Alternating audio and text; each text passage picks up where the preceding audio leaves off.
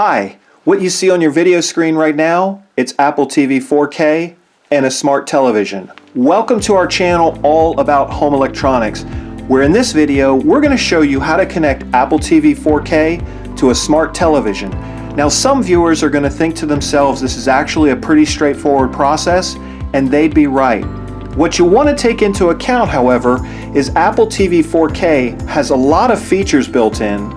And when you combine those with all the features built into a smart television, after this short message, we're going to show you some considerations you'll want to take into account so that when you make your final connections for Apple TV 4K, you're taking advantage of the features you want.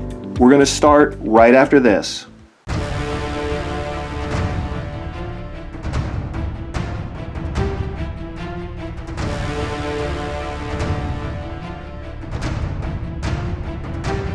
To start, we need to make sure we have all of the right stuff in order to properly connect Apple TV 4K to a smart television.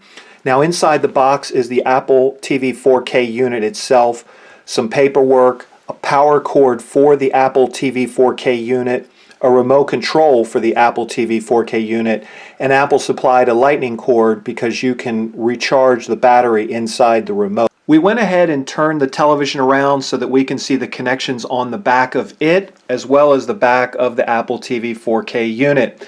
We need to make sure that we have the right HDMI cable to make the connection, such as the one pictured here. The cable needs to be compatible with 4K, and you can usually tell because on the outside jacket it says high-speed HDMI. So if you're not sure whether you have one or you just want to buy one, you would look for a product similar to this where it says 4K Ultra HD compatible, and we recommend that you purchase the length suitable for your particular setup. Okay, so what you see on your screen now is we put this AVR surround sound receiver here to highlight a point we made earlier in the video. And that is, there were some things that you may want to take into account before you make your final connections for your Apple TV 4K. And that is because the Apple TV 4K is very feature rich. Not only does it output 4K video, but it has the capacity to output Dolby Atmos audio signals.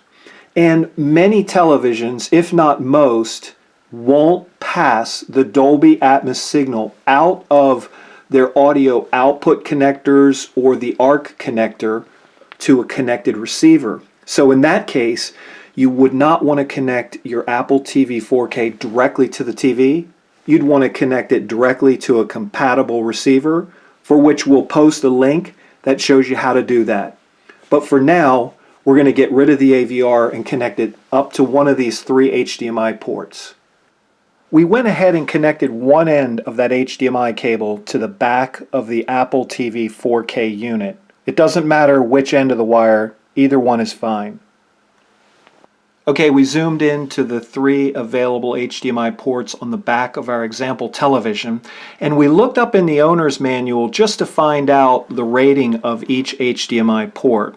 And what we found was that all three will support 4K. However, port number 3 only supports HDMI version 1.4, which equals only 24 frames refresh per second.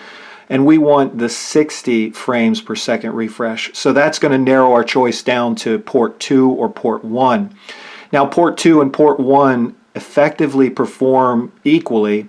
The difference is that port 1 is going to give us what's called CEC control. It's going to allow us power on, power off functions via the HDMI cable, volume up, volume down, and maybe some other things like input.